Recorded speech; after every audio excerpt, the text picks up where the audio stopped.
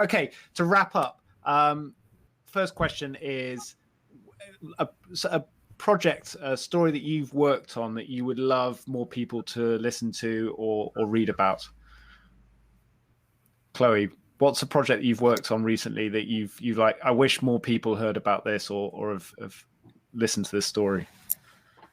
So it's a series called Mayday, which is part of the BBC Radio 4 Intrigue brand, and it's about the death of a British soldier, former soldier, called James Lemessurier, who was found dead in Istanbul, and he helped set up and train the White Helmets.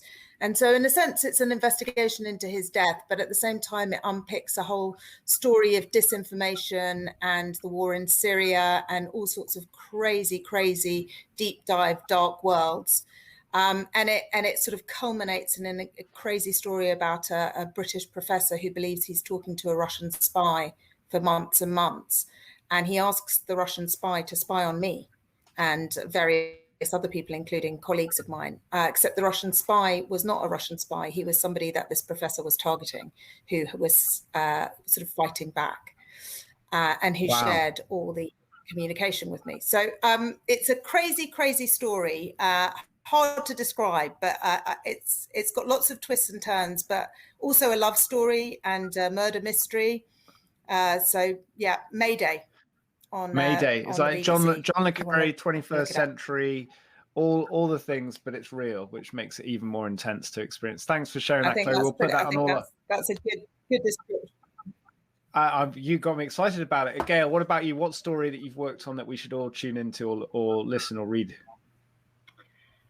It's one from a few years ago now, but I'll mention it because it actually had a happy ending, which isn't always the case. So it's within the File on 4 series, which you can find online.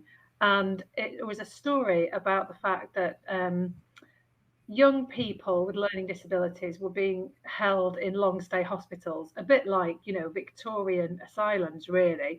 And there's a clear government policy that should not be happening and people should be cared for with dignity, ideally in the community.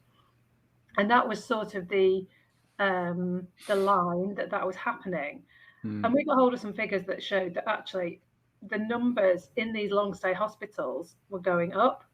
And we heard that there was a young woman of 18, who had been in a room in isolation for 2 years and was fed through a hatch because no one would go in and deal with her. It's a young woman with autism.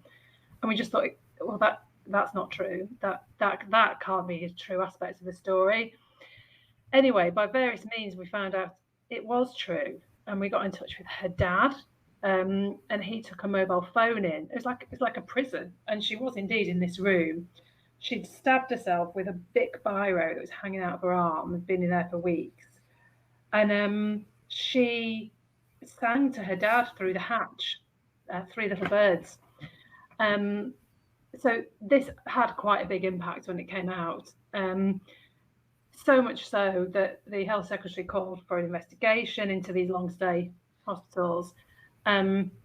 She was released and is now in a community placement. And in fact, the producer who worked on that story is sadly leaving the BBC. And we're doing a little documentary about him as part of his leaving do. And we spoke to her, and she said thank you, and now she feels her life's been changed and she's free because of our program. So it can do great things.